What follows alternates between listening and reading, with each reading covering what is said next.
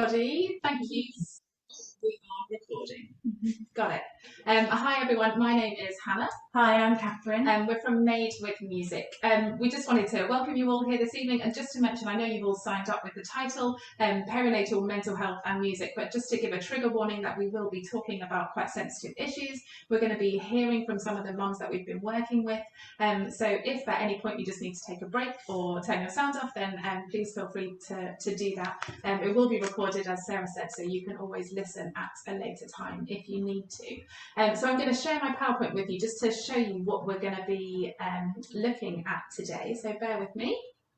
Here we go. Just so you've got a little bit of an idea about what we're going to be talking about, we're going to do a brief introduction to us and Made with Music. We're going to look at the research on perinatal mental health and singing. We're going to talk about our projects. We've got two projects to talk about tonight. One is a mum and baby group, which is a 10-week session, 10-week course, and the other project is a family choir where more people are invited to join. So throughout the session we've got a few videos to show you. We work very closely with the mental health team and some occupational therapists, but they weren't able to be here tonight, so we videoed them, we interviewed them, and we've got some of their input as well through the video. So there's different ways that you can engage this evening. At any point, if you need to ask any questions, please do put it in the chat, and we'll answer them as and when we feel we're able to. And Laura and Sarah, someone's in the waiting room, and I don't know if I should let them in or not, but maybe Laura, you could do. Laura will be dealing with the housekeeping, so yeah. Okay, I will ignore that. Great. Okay, so we thought we'd just give a really brief introduction to Made with Music first before we start. So we're a very small charity based in Leeds. We try to provide accessible and inclusive live music for families. So this is where the perinatal mental health work comes in, because all of our work is with families. We started off just from running an early years class, and we've moved on to developing a whole charity's programme worth of activities and events. So we run early years classes in the community. We run intergenerational singing groups, which are with older people and under fives. We run mini gigs at the Perinatal Social Club, which is a gig venue in Leeds, and that's an afternoon of live music for families to attend. And we also work a lot in partnership with different groups to provide bespoke music sessions. We have also been working a lot in lockdown on composing music with under fives and also with the various groups that we work with. Yeah, so just a little introduction to us. We are both freelance musicians and project managers. So we used to do Made with Music stuff part-time, but now it's kind of taken over everything that we do. So Made with Music is our kind of main bread and butter of what we do. We often do a little bit of freelance stuff aside from that. So Made with Music employs freelance musicians to work with the charity. And we've got a really supportive board who help with kind of decision making for some of the bigger things we need to look at. So the first thing we wanted to do is just to find out who's here. I know you've got your cameras off, and that is absolutely fine. But if you wanted to put them on to say hi and give us a wave, we'd love that as well. But oh, hi. Hi. Okay, so we would really love, we've got a Mentimeter. Oh, hi guys, some familiar faces here. Hi. Hi. Nice to see you. So we've got a Mentimeter code, which some of you might have used before on these webinars. So you need a different device. If you haven't got a different device, don't worry, you can put it in the chat. But we just want to know who is here at the webinars. So if you type in, if you go to Mentimeter, oh no, it's just menti.com. If you go to menti.com and it asks you for a code, the code is 3061944. Oh, you missed out on number. It's 3062 1944. So it's right at the top of the page that you need to fill in that number. So you go right at the top of the page, there should be a box, and it's 3062 1944. There, can you see it? I've put it on a PowerPoint now, you should be able to see it. So it's just to ask you who is here today. So if none of those apply to you, then just put it in the other. So we've got musician, early years practitioner, parent, all of the above, or other. Maybe you could put, if it's an other, you could put it in the chat, and then we'll share those results with you.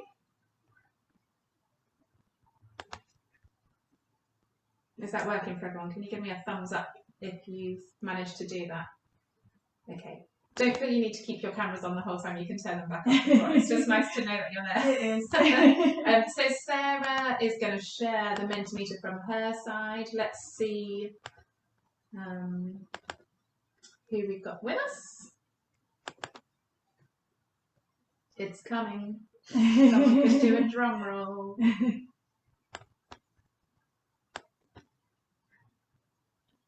It doesn't want to go into full screen. Do you know what? But I could tell you. Okay.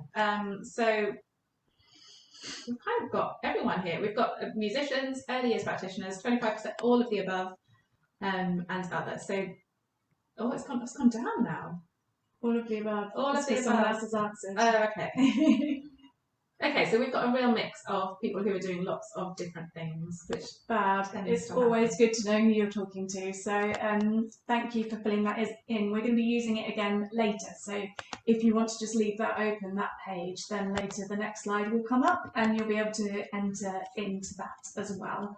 And as Hannah said, feel free to ask any questions as we go along. We thought we'd start with a little song. We always start our sessions with a song, so we thought we'd sing to you today. We're going to sing our hello song. We'll say hello, it's made with music. We also use Makaton sign.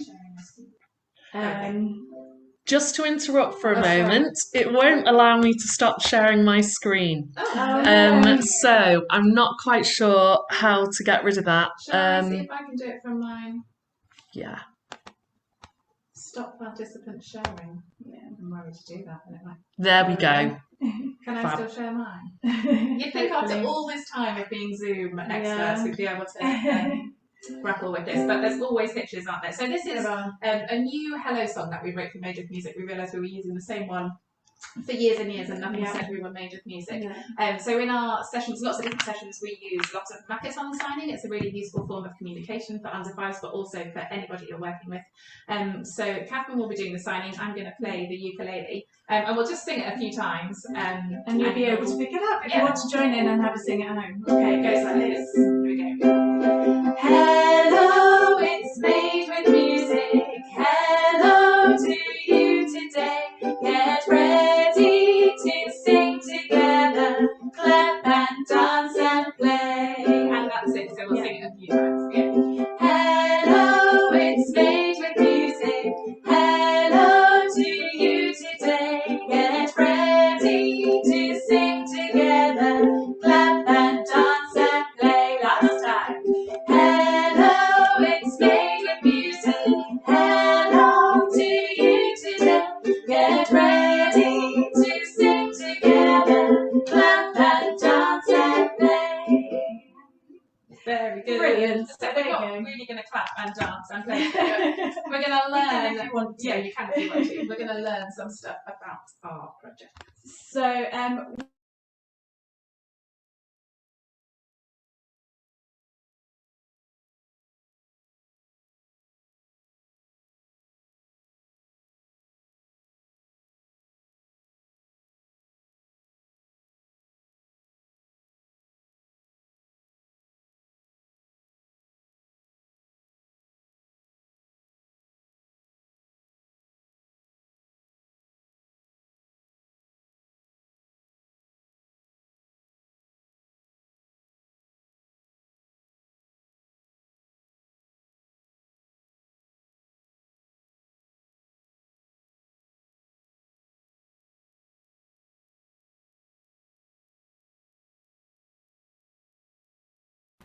we'll do our video or keep that video. Can you hear us now? Yeah. Okay. But can you turn yours down on? Okay, Sarah's computer's crashed, so she might not be able to do anything. Yeah. So when did you stop being? Could you hear the song? Yeah, but after that it stopped. Oh, okay. Okay. And can you still hear now? But I think they're hearing us through my computer. But that's okay. That's okay. That's okay. All We right. hope you'll be able to hear. So we are talking about perinatal mental health, and I was just giving a definition of what perinatal means. So we predominantly work with the Leeds Perinatal Mental Health Service, And perinatal is classed as the period from pregnancy starting to the period when the child is a year old. So that's the amount of time that we're looking at. It's like the 9 months of pregnancy until the child is a year old. And in Leeds, the mental health service provides specialist support to women experiencing significant mental health difficulties during pregnancy and the first year of the child's life. So they have 6 beds for the whole of the Yorkshire and the Humber, which is hardly any, in the inpatients unit. And then they also work in the community, but their community work is just restricted to Leeds because other people work in the other areas. So the inpatients unit is the only one in the Yorkshire and the Humber, and it's based in Leeds. So people are travelling a long way to access it as well. We work with them, and we work with their community practitioners in the outreach team and also on the ward. Yeah, so you'll hear from some of the occupational therapists that we work with a little bit later. So we've got 2 projects that we're going to talk to you about tonight. The first one is our 10-week mum and baby course, which are for the outpatients, so working with the community team who are managing their illness while they're at home. So we also have a family choir which invites the rest of the family and some of the staff and the inpatients to join to make music together. So some of the mums that are on the ward are experiencing more extreme mental health conditions, some of them including postpartum psychosis, which is a rare but really serious illness which can include delusions, unusual experiences, confusion, severe anxiety, and just changes in their behaviour. So it is treatable, but it does mean that lots of them have to be admitted into hospital. So we wanted to introduce the occupational therapists who are talking with us today. Because of the infection control methods, when we were interviewing them, they had to wear masks. So I've subtitled all of the videos, so hopefully you can see the subtitles if you can't quite hear what's going on because we can't see their mouths, but the audio should come through as well. But let us know if anything isn't clear and we will do our best to explain afterwards. Okay, so this is Lindsay and Tangela.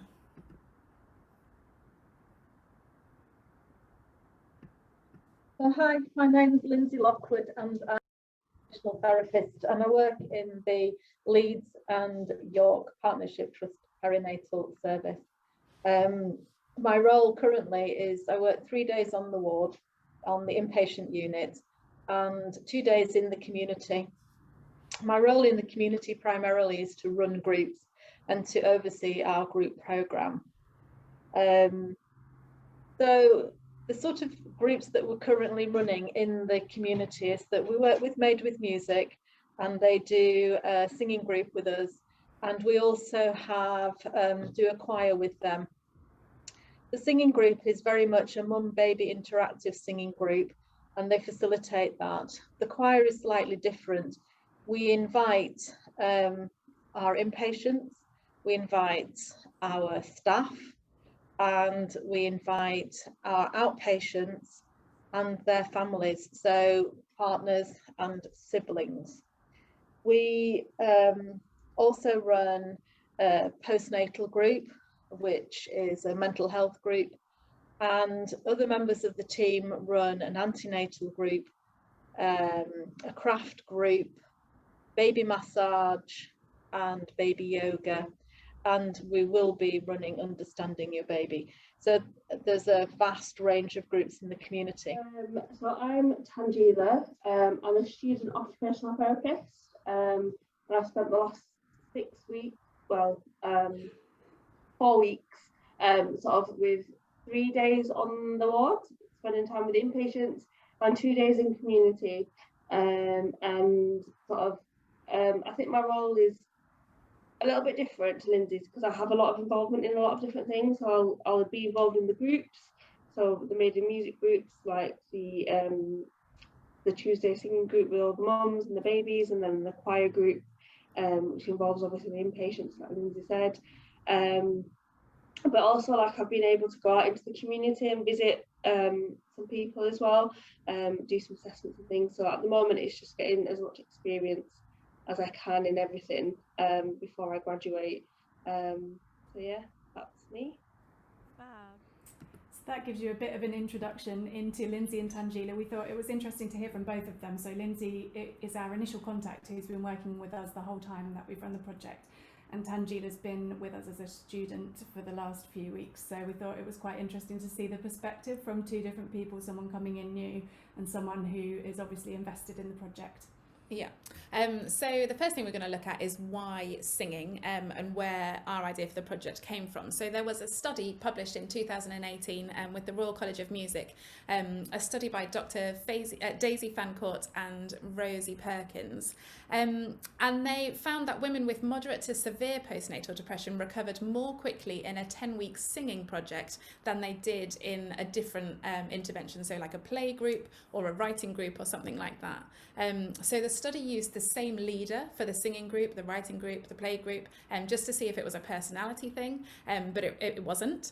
And the positive effects of the group singing on well-being in adults has been widely documented, and has the ability to support that bonding between parents and children in the early years. So there's a link there on our PowerPoint, and we'll, I think, probably share the documents afterwards as well, so you can see those links. But yeah, if you Google the Royal College of Music, they're actually just starting a new research project on a remote songwriting project with parents that are facing postnatal depression and loneliness and anxiety. So it'll be interesting to see if they have the same findings.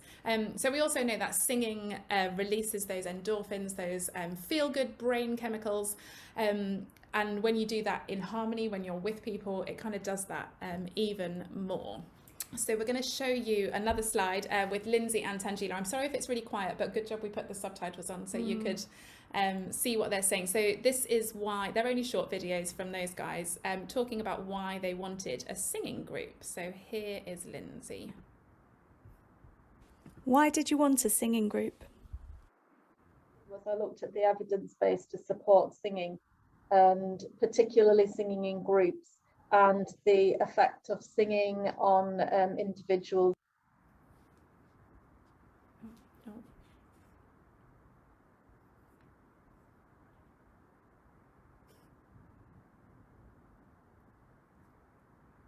Bear with us, everyone. I think the internet connection is a little bit unstable.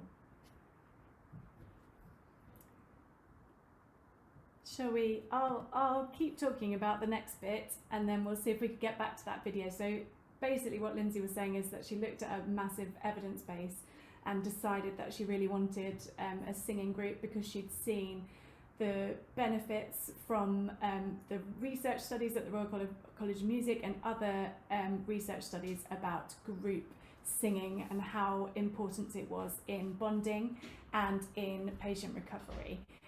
So I wanted to talk about why they actually picked to work with us at Made with Music, and actually we were lucky enough to get a staff member recommendation. So one of their staff, whilst on maternity leave, had been to our early years classes in the community, and she'd kind of recognised what it could do for mental health. She'd seen everyone interacting in the class, and she went back, and when they said we're thinking of starting a singing group, she spoke really highly of our classes, which was really lucky for us, and suggested that Lindsay got in touch.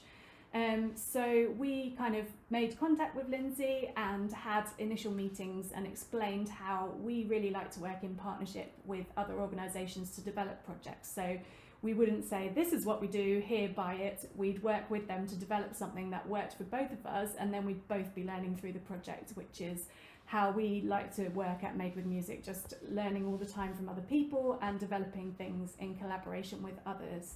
And we were lucky enough to get a pilot grant from Arts and Minds, which is a mental health and arts organisation in Leeds.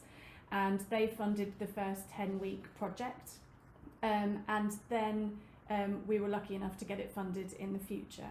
One benefit that the staff at the service said that was from working with us was that we have lots of different activities within the community. So because we have our early years classes, our gigs, other public events that people can attend, that they have a pathway out of the service. So they do get kind of discharged from the service, to use the medical term, when their baby is 1 year old. And the fact that there were different things that they could choose to access after they'd been discharged was a real bonus for the team there. So that was great for us as well. Yeah, and we've seen that happen quite a lot with lots of our projects, which we'll mention a bit later. So the mum and baby music course was the first thing that we developed with them. We wanted to stick to the 10 weeks, like following the study that had already taken place. It was important for the occupational therapist to have a cut-off point. You know, it's 10 weeks, but we don't want you to become reliant on this. We wanted to help you, but then we want you to be able to do other things. So everyone knew it was only these 10 weeks. And so, yeah, as Catherine said, following the success of the pilot, which didn't have that much money in it, they then invested because they could see that they wanted to fund it because they'd seen the benefits of it, which were quite, they were really brilliant, that we're going to talk about a little bit later. Well, now, actually. Yeah. So we've got some sort of data from our sessions. Before COVID, we were lucky to run 2.5 courses in person. So we had two of those 10-week blocks and then half, so the 5 weeks.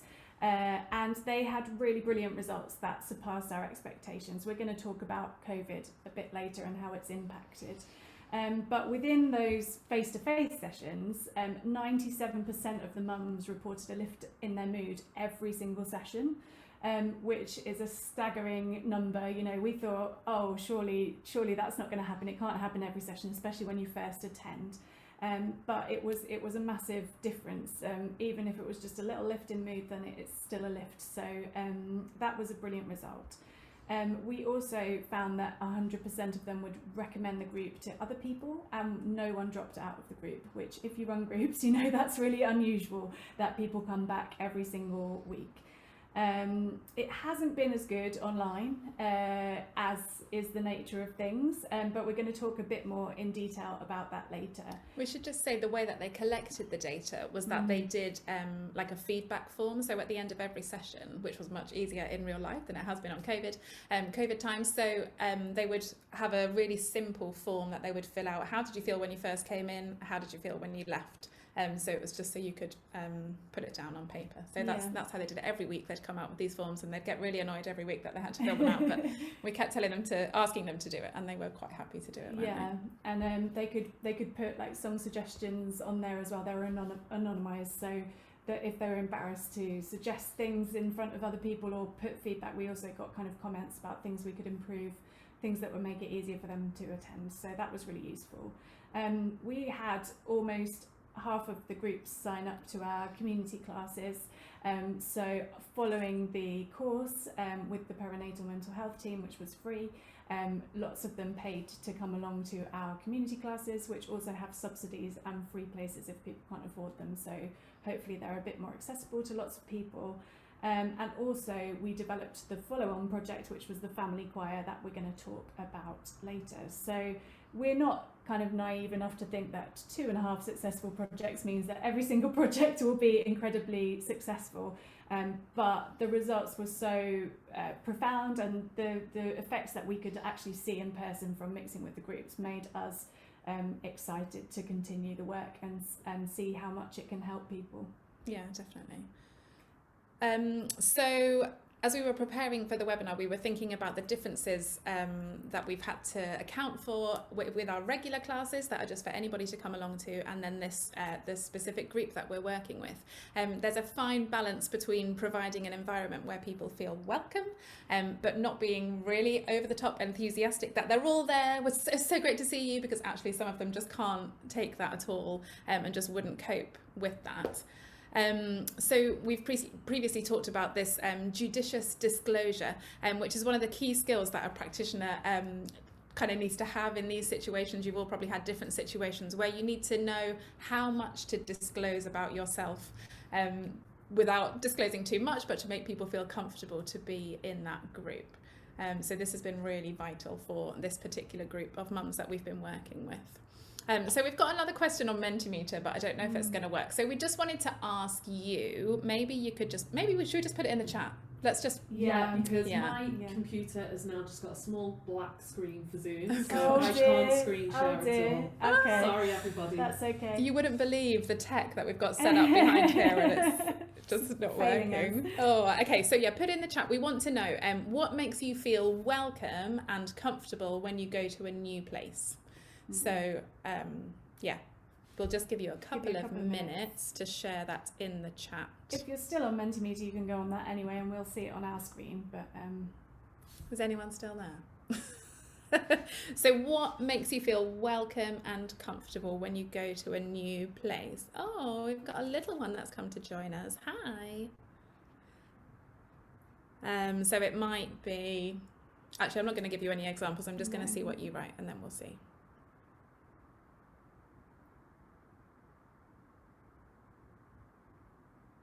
So yeah, you can either put it into Mentimeter, maybe I'll go on there. It looks like some of you have got your phones doing Mentimeter. Smiling people, nice. Space to explore without someone having, without having someone hover over me. Yeah, I get that. Yeah. It's like, just let me do this for myself. I don't need you in, which is kind of what happens in these groups actually, isn't it? Like you can't be like, hi, come in, have a cup of tea, have a sit down, here's the baby change, here's the, you just have to kind of let them find some of those things out for themselves. Anything else? Let me just have a look on the Mentimeter to see if anyone's, although I don't think. So there's another question. If you did go onto Mentimeter, I think you can press to go on to the next slide, which is what makes you feel welcome when you arrive somewhere new. So, yeah, definitely what you're saying. So smiling and being able to explore without having people hover is really what we try to build into our sessions. So you can tell quite a lot about people, can't you, from their body language. I'm visually impaired and I can't see facial expressions or anything like that, but I know that when people come into a room, I can see how they're feeling from the way that they're holding themselves. So it's quite important to let people come in and be themselves, and you can kind of gauge how they're feeling and what they might be in the mood for that day, which is what we try and do in every single one of our sessions, not just these.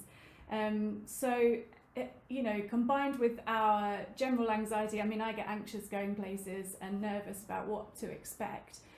If you combine that with a new baby, depression and anxiety and all the different thoughts that might be going on in your head, it's extremely overwhelming. Yeah, Ella's just contributed as well and said friendliness. Yeah, you need someone, a friendly person when you arrive, don't you? Yeah, and that's tricky the first session, isn't it? And gradually you get to know people, and that's where that judicious disclosure comes in, you know, kind of getting to know people by giving away a bit of yourself, but not too much. Yeah. So to try and combat those worries, we have the space open for people to arrive before the session starts. So the singing is only kind of 35-40 minutes, but there's time before if they want to come a little bit earlier so they can get settled. But again, like not have that person hovering over them, telling them where everything is, but just giving them time to just arrive in the space. And then there's also time afterwards to have a cup of tea and a coffee or a biscuit or something just for them to relax after the session. So it was actually that was the particular thing that one of the occupational therapists noticed, the success of the project, was the change in that coffee time circle, the way that they were talking with each other. In the first few weeks, they were very quiet and didn't really want to talk, and we were there trying to instigate conversations and to start asking questions and things like that. But actually by the third week, fourth week, that there wasn't space for us in that circle anymore, and they were quite happy to talk about those baby milestones with each other. They were happy to discuss songs that they wanted to sing next week, so it didn't need us to help with those conversations flowing, and they just really wanted to all chat to each other. So yeah, that was a huge thing that the occupational therapists, the buzz kind of after the sessions, they just loved seeing the mums. And they put it down to the singing because they said that other groups didn't have the same effect on the chat afterwards, because they always build that in. So we're going to try and share another video. We'll see if it works, which is Lindsay talking about the benefits from her point of view. We just think it's really important to have the occupational therapist's point of view as well as ours.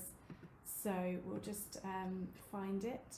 Okay, let's hope that this works. What were the benefits of the music sessions? So in terms of the mum baby group, obviously it's been very tricky with COVID because we're not actually singing together as a group. And I think one of the main benefits of singing together as a group is the communal feeling of singing together. And certainly when we were singing together before COVID, what we did notice was mums would often come in first thing on the morning to the group and sometimes would appear to be quite low in mood. And the energy in the room when they were sitting and chatting and having a cup of tea was often quite low.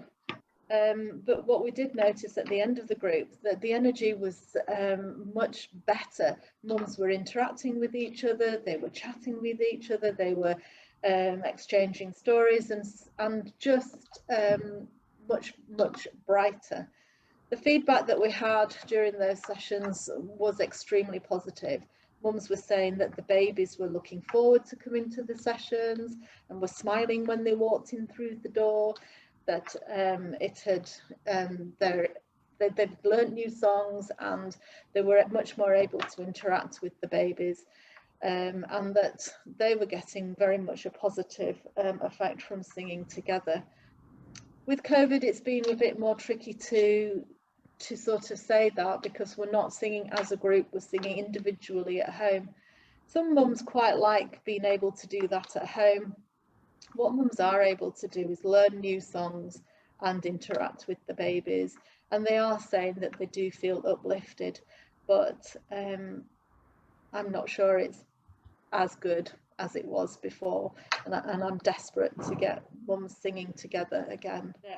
It's really different to see people on Zoom, and although you can sort of see the difference in sort of if they come on and they feel a little bit down and then interacting with the baby and seeing them sort of like change in emotion, like smiling and having a good time, you can't see the difference it makes when they're off camera.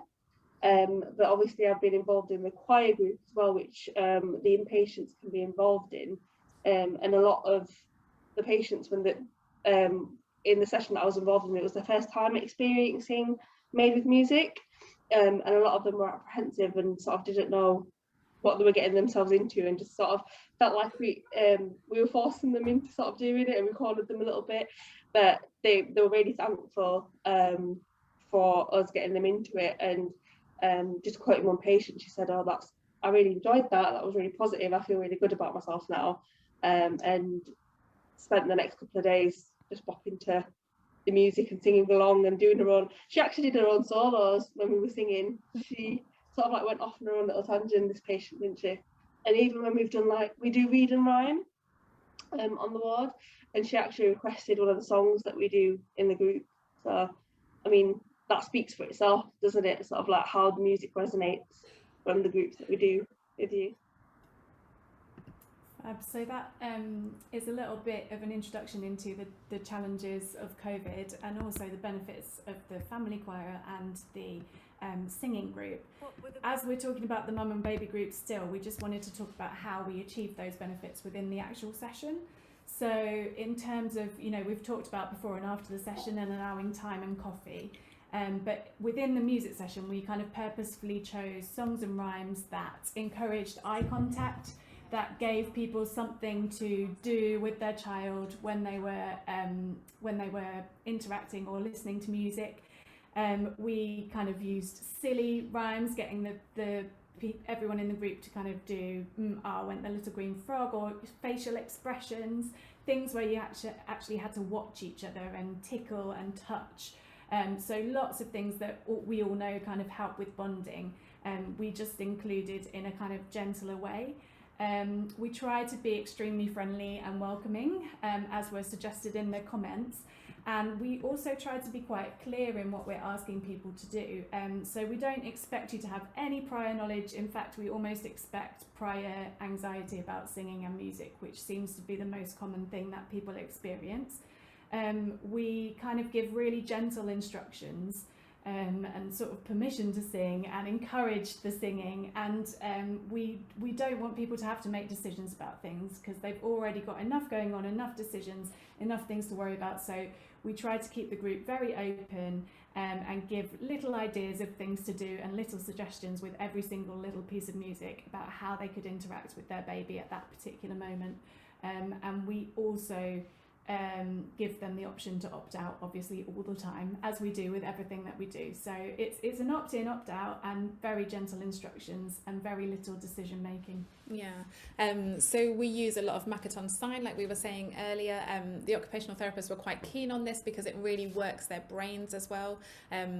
Lots of these mums were finding it difficult to be stimulated by things, so actually having to use their brain and remember the signs and sing at the same time was really useful for parts of their recovery. It also gave them an option to do if they didn't want to sing. We could just get them to try and learn the signs. So we also wanted the mums to have some ownership of the sessions. So like we've said before, we asked them what they wanted to sing. We always start our sessions, most of our sessions that we do, with a song, so everyone knows it's time to start singing. Like we did this evening, we sang the Hello song, but often that's a song, like a well-known song, a pop song or a folk song or something they're interested in, and then that would often help us then plan the rest of our session, because if they chose something, one of them wanted a Disney one, so we then did a Disney plan, and someone else did something about a boat, so then we did a transport plan. So it just helped us to plan our sessions, but putting their songs in gave them a bit of ownership, and that has continued throughout Zoom as well. And there's one example of one mum who English is not her first language, and she's from Malaysia, and she really wanted, she was like, I don't know any of these nursery rhymes that you're singing, but she loved singing them. She kept saying how much she loved music, and she loved this song in Malay language about a frog.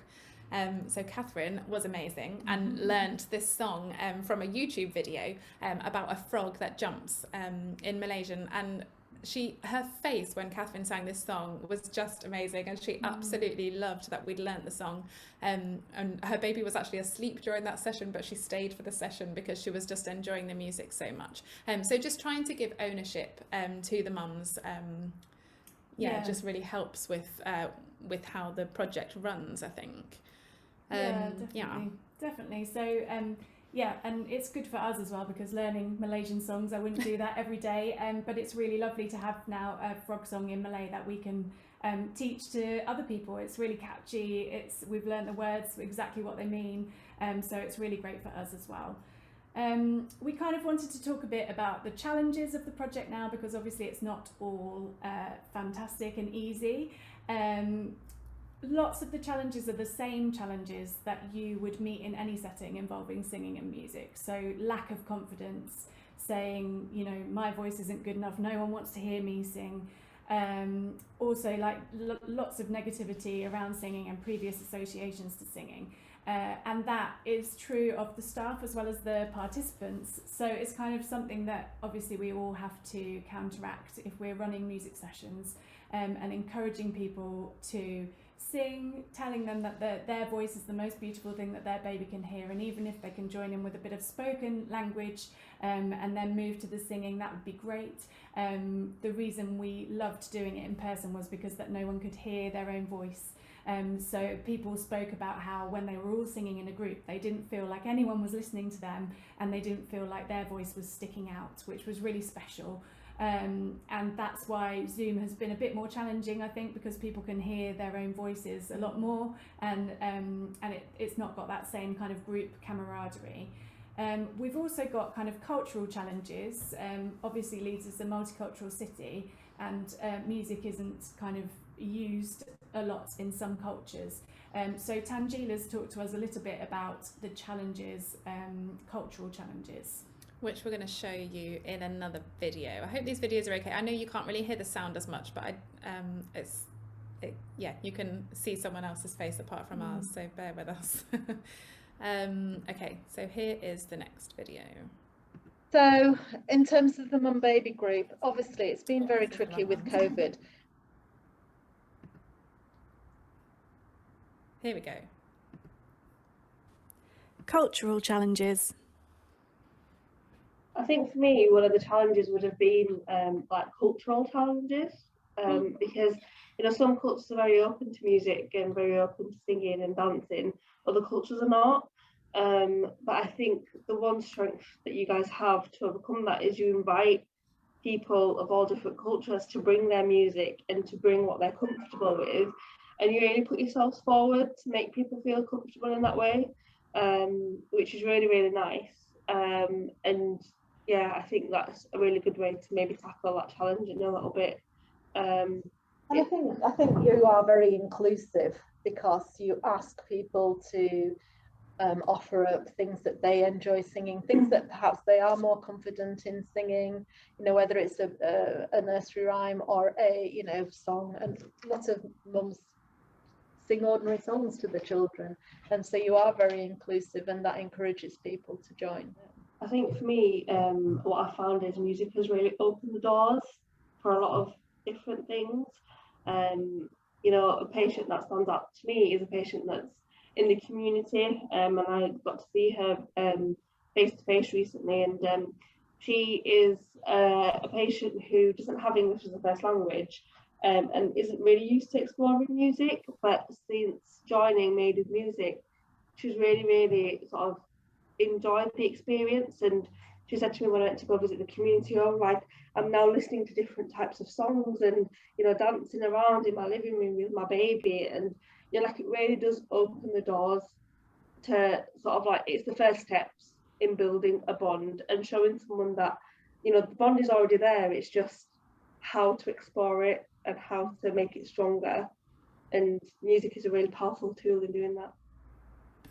So that was hopefully a little insight into some of the other things that we include in our sessions and how we try to make everyone feel welcomed by learning different kinds of music, exploring all the kinds of music that everyone else likes, and sometimes we'll add parts or add harmonies if appropriate so that we can sing it as a group and learn different things. Yeah, so again, it's been great for us as well, like Catherine said earlier, to learn some of these new songs that we try and fit into some of our other work as well. So the cultural challenges that we've had, the challenges of people being nervous about singing, and then just to throw in there the last 18 months with COVID in the mix as well, that's thrown in its own challenges. So we did take the project online, and we thought it'd be useful for the mums to have like an intro video, because normally if we were doing it in real life, we'd have these 10 sessions. The first session would basically be like probably only 10 minutes of singing, but actually we'd just talk them through what the sessions are going to look like. And maybe teach them a few of the songs that we would always use every week. So because we couldn't do that, we did a little video for them to watch. Are we going to show? We're going to show them. We're going to show you some of the video that we made for the mums to watch. So yeah, bear with me 1 second. So the video tells you a bit more about the structure of the sessions, and it kind of tells you what you need to bring. Cultural challenge. So it's just supposed to be helpful before meeting us online for the first time, because sometimes that can be a bit awkward. Made with Music. www.madewithmusic.co.uk. Hi everyone, my name is Hannah. Hi, I'm Catherine. And we're from Made with Music, and we're really looking forward to joining with you to sing and make some music. It's not ideal that we're on Zoom to begin with, but we really hope that at some point we'll get to meet you in real life too. We do, and we thought we'd start by telling you a little bit about the sessions. So we normally sing and do rhymes and have some bits of music to listen to and different instruments to explore for about 30 to 40 minutes, depending on everyone's attention on that day, so it sometimes changes. And we use some props all the time in the sessions, so we thought we'd explain them to you so you can see if you want to get hold of them or if you want to find them in your house before we start, but there's no pressure to, you can take part without any of them. So the first one we use a lot is a shaker. And it may seem a bit silly to use it when your baby's tiny, but it's really great for them to hear when to start and stop, basically. So lots of music is about starting and stopping, and that really helps baby's development as well. So we've got these ones with handles so that when the baby starts grabbing, they can grab around that handle, and it's quite easy to hold on to. But if you don't have one at home, you could use anything from your spice cupboard or from your tin cupboard. Can you hear that? Just anything that makes a noise, that you can make a noise with and then stop the noise quite quickly, because some of the songs will use shaking and stopping. So yeah, either a shaker or some mustard seeds. So that's the first thing we use. The next thing we use sometimes are claves. And they're two wooden sticks basically, and we use those to make a different sound. So we're introducing the babies to like different sound worlds and encouraging them to listen out for different things. And obviously there's sometimes sounds like a horse or something. or we use them in different rhymes just to feel where the beat is, where the pulse is in the music. But if you don't have any claves, then wooden spoons or anything from your kitchen that makes the same kind of tapping sound. We did a class the other week where people had sticks from the garden, so anything that you can bang together. And again, with tiny little babies, we encourage them to hold one of them, and then you hold the other one, and you can tap against, and they can feel the vibrations in their hand. Fab. And then the third thing that we use often is a scarf, and we use it for sort of moving around to encourage babies to track their eye movements, watch the scarf, and we also use it for hiding behind, so putting over our heads or babies' heads and playing peekaboo. And that's really great, but these are best for it because they're see-through. Yeah. So if you don't have something see-through, it might be best not to do that peekaboo, because very young babies can get really scared that you've totally gone away. Yeah. But for the dancing with the scarf, you could just use a tea towel or a pillowcase or something that can wave around so the baby can try and follow the movement of the scarf or the tea towel. So that's the three things that we use a lot in the sessions. And Okay, so we won't show you the whole video because it's 15 minutes long. But it was really important. I think one of the things that we were talking about earlier about feeling welcome in a group and not feeling so anxious is having a bit of pre-information. So we try and do that for all of our projects. But actually just that information about what's going to happen when I'm there. Like, are you going to make me sing a solo, or are you going to, I don't know, make me dance in the middle of a circle or something like that? You know, just to give that pre-information that actually it's going to be okay. This is what we're going to want you to do, but you don't have to do any of it. So it was just really important for the occupational therapists and for us just to be able to let people know what the Zoom sessions were going to be like and how they could take part at home. Yeah, so the video goes on to teach some of the songs that we would use regularly in the session. So we're going to teach you one now because we always like to break things up. I don't know if anyone's been to any other webinars recently where they don't do any singing. I'm like, come on! They're not always about music. I don't know why I always expect them to have music. So we're going to teach you a song that we use in our baby classes. It's called What Shall We Do with the Bouncing Baby, and you'll know the tune. It's the tune of What Shall We Do with the Drunken Sailor. If you don't know it, then it's very repetitive, so hopefully you'll pick it up quickly.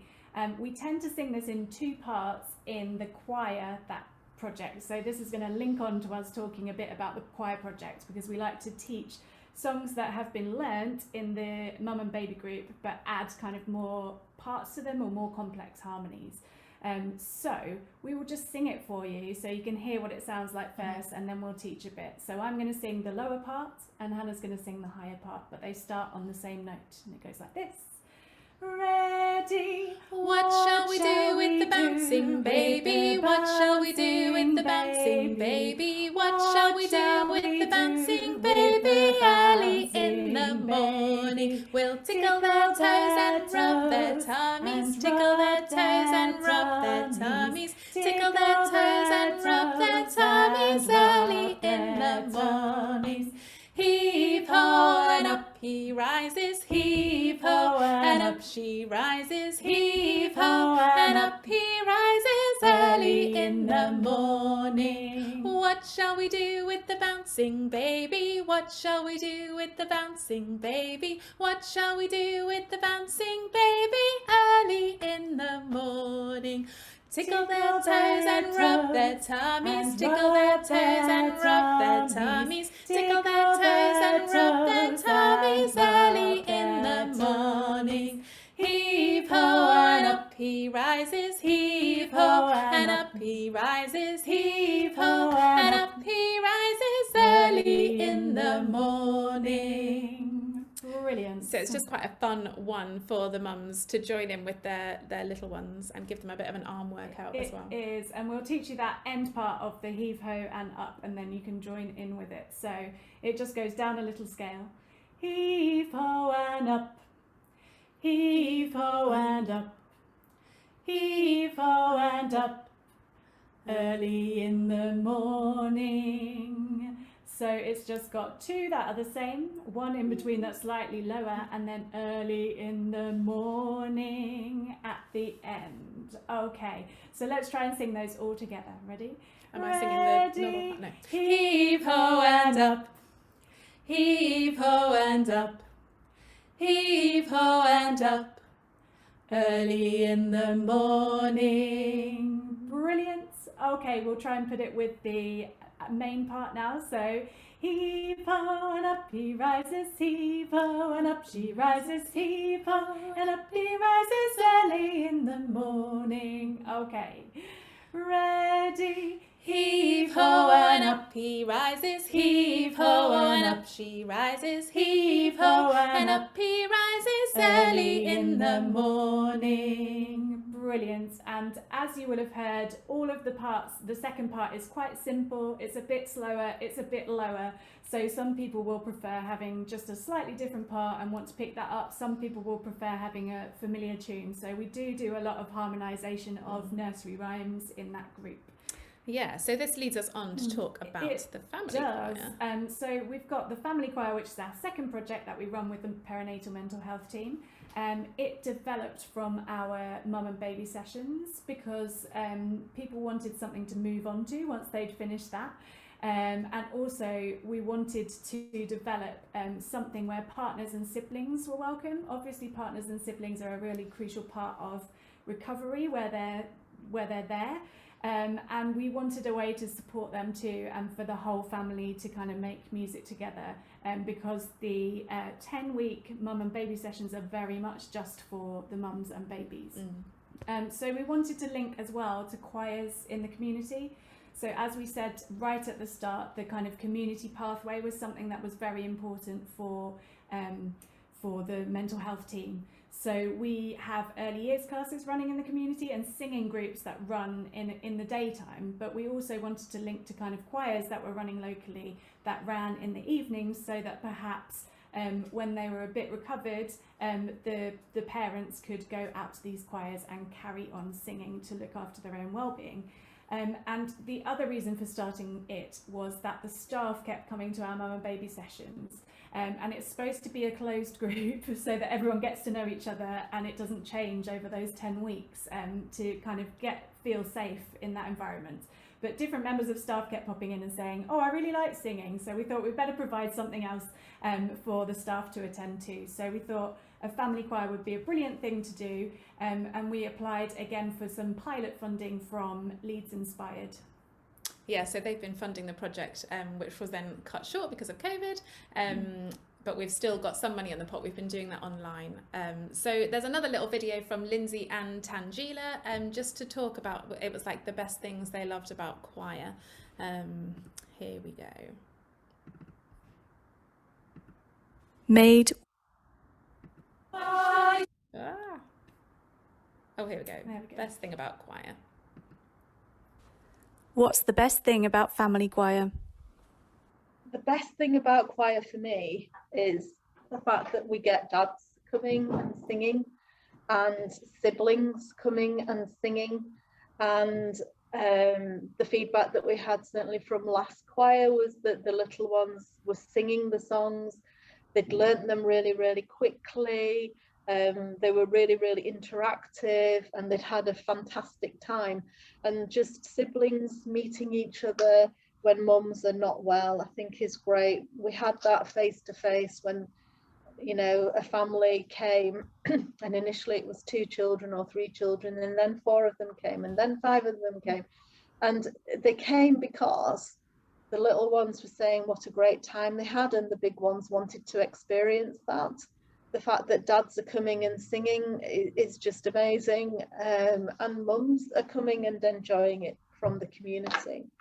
The inpatients, as Tangela says, you know, obviously they really are very unwell, and introducing them into singing, often they are quite reluctant. However, when they come, it's clear that their mood is uplifted and they are getting more confident to sing to their little ones, and you hear them singing the songs which you didn't hear before.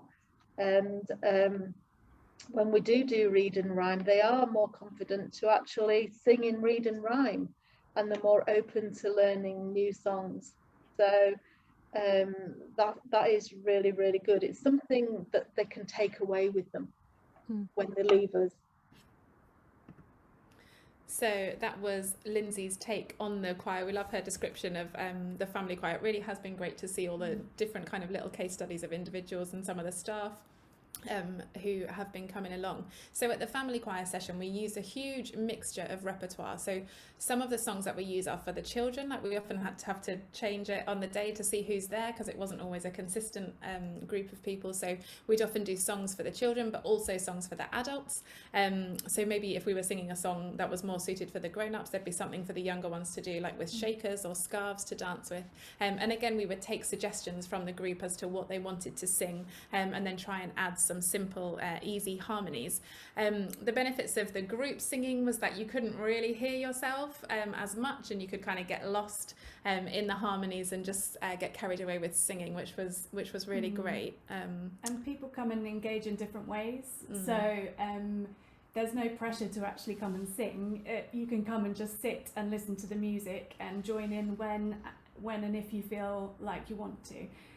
So it's just lovely to see the interactions of the families, and obviously the parents like seeing the children have a good time, so we're kind of constantly balancing the repertoire and different songs to make sure everyone's having fun and everyone's got something to do.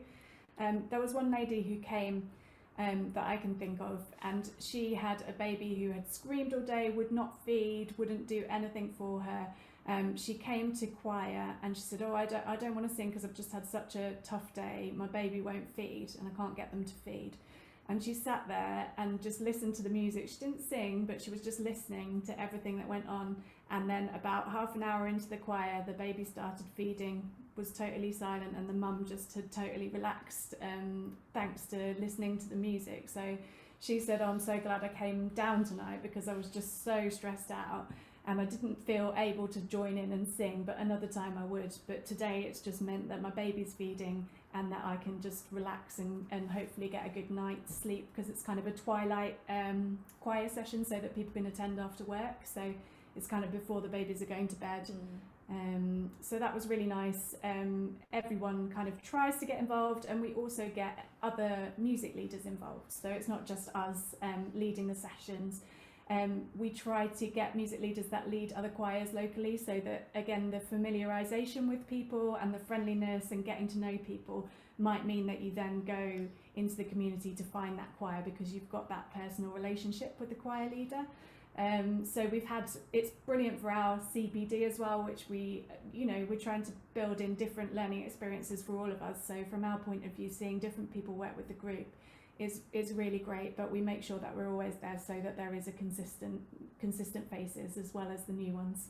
Yeah, so a little bit about how we've adapted because of COVID. The family choir actually has worked surprisingly well online.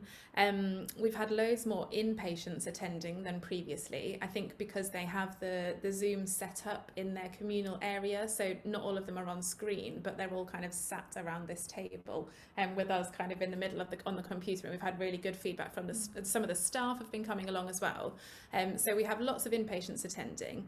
We've also had opportunities where a mum was on the ward with her baby and her children at home were able to zoom in from home, so that was just a really lovely way that they could all join in, and kind of they loved being able to see each other on the screen.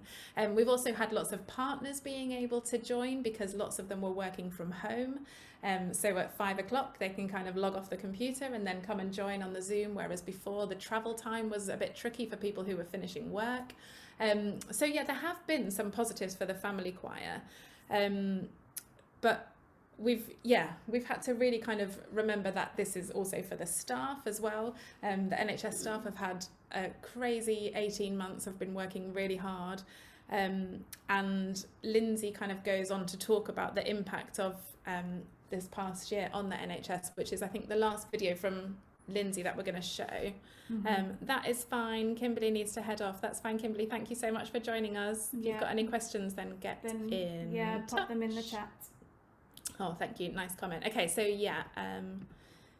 So we've got the video of Lindsay about the impact on the NHS. So she talks a bit about the impact of COVID on our sessions and also the impact on staff, because lots of them were redeployed to other areas of the NHS, which has been quite... What's the best thing about family choir?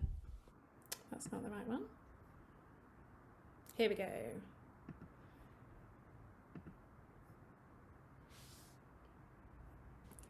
Impact of COVID. Working in the NHS, a lot of us were actually redeployed to do different things, and I was redeployed out of the community team onto the ward. And then when I came back a year ago into the community team, everything then was online, and that does bring its challenges. And one of the biggest challenges that I've noticed is actually engagement, and that's not just in your groups, it's in everybody's groups, and that's varied partly because people were locked down, they were perhaps going online a little bit more. Then of course we weren't locked down and everybody wanted to meet friends and family, understandably. But I think that when you do face-to-face sessions, people make a commitment to get ready, get up on a morning, get in the car and come out.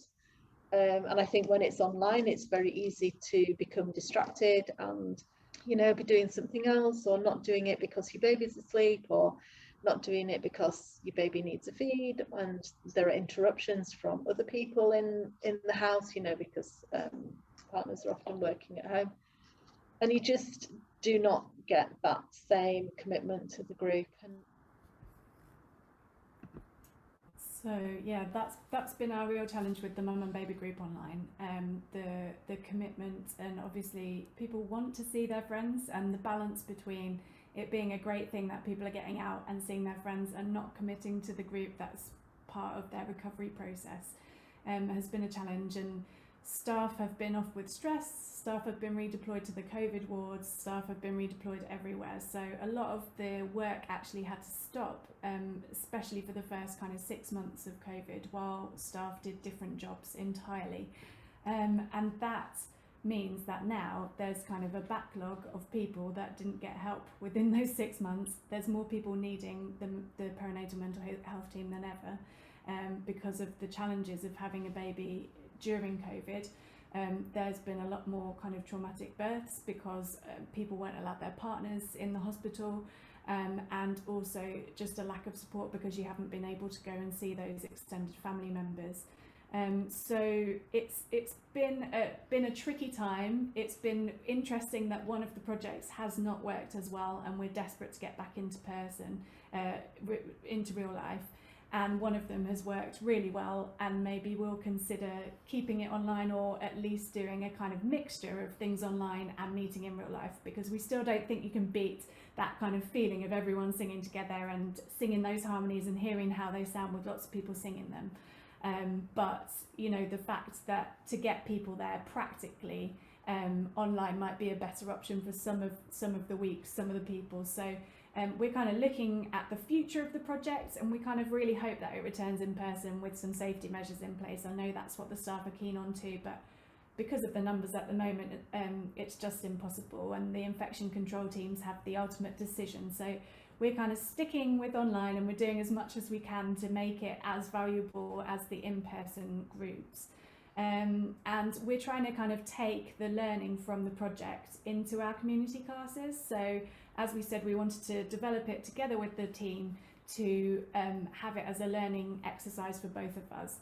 And they have kind of learnt new rhymes, new songs. They definitely advocate for music now in a way that they hadn't before, which is lovely to see.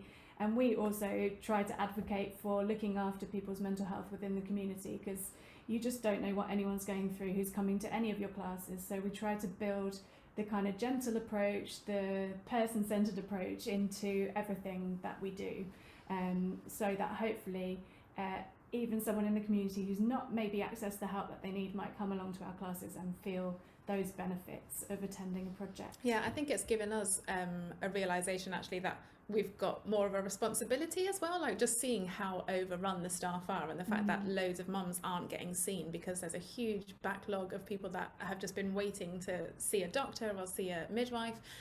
So it's really made us think about our projects, that actually do we need to be doing something that's specifically for this group in our community?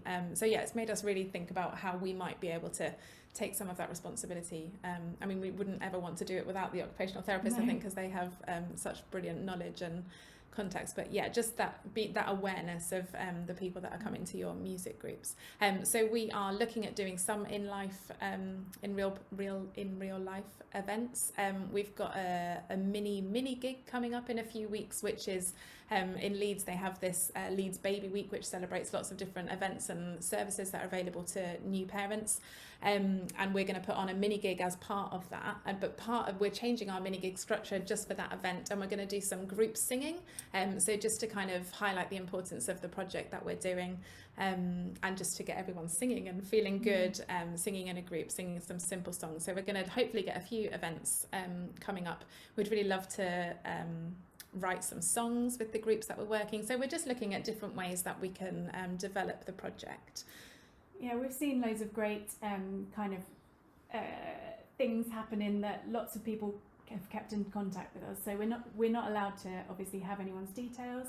It's all confidential, and the occupational therapists do all of the selling of the project for us. You know, they have all the contacts, all the therapeutic relationships with the parents, and they encourage them to come along if they think that the project would benefit them. But we kind of try and encourage people to stay in touch over the only ways that we can, which is like social media, signing up to our newsletter, just sending us a message if they wanted to. And the numbers of people that have come to our classes and gigs has just been wonderful to see. And one of the mums is even kind of working with us now, which is brilliant. So she's kind of recovered and left the service and got in touch, and we do kind of similar early years things, and she's an early years teacher. So she's kind of working with us on some projects, which is just a lovely kind of outcome of the projects that we absolutely did not expect when we first started it. Yeah, so we are coming towards the end. We've got one more video to show you. We just wanted to share a little audio clip that we'd made. No one can tell it better than the people experiencing the group in their own words. So at the end of this was before COVID, we recorded some audio of the mums that we've been working with. The music and the words have all been recorded from our sessions, but the photos are not of the children that we were working with. So we've got permission to use the audio. So this is the group that we worked with. Gosh, 2 years ago now? No, well, not quite. No, it was 18 months. 18 months.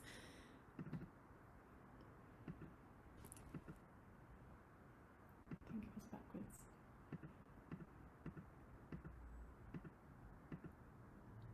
Does it? Yeah.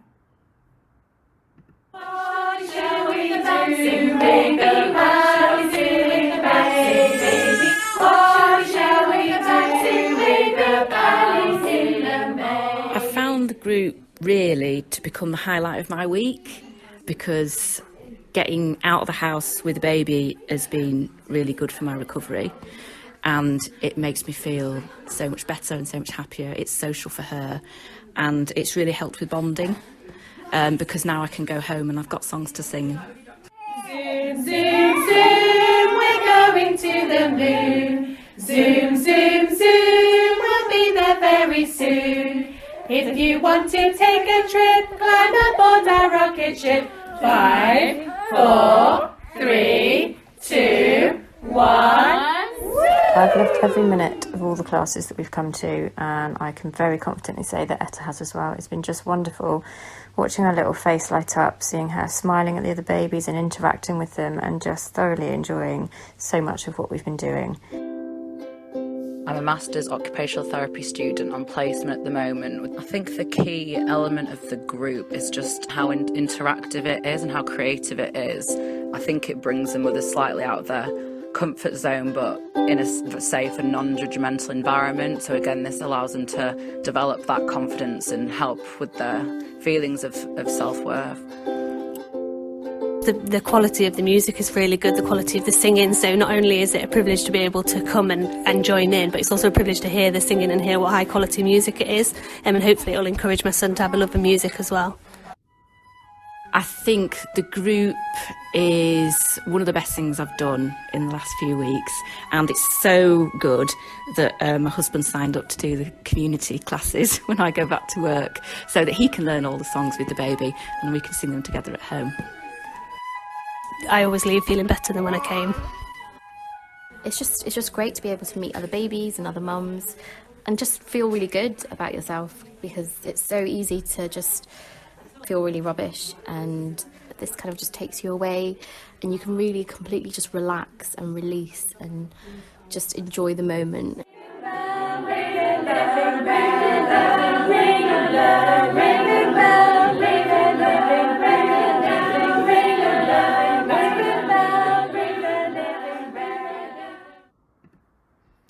So it was a really important, yeah, it's just a really important project to us that we really enjoy being part of, and learning from. Like each time we do it, we're just learning new things about it, but it's definitely something that we want to keep in our kind of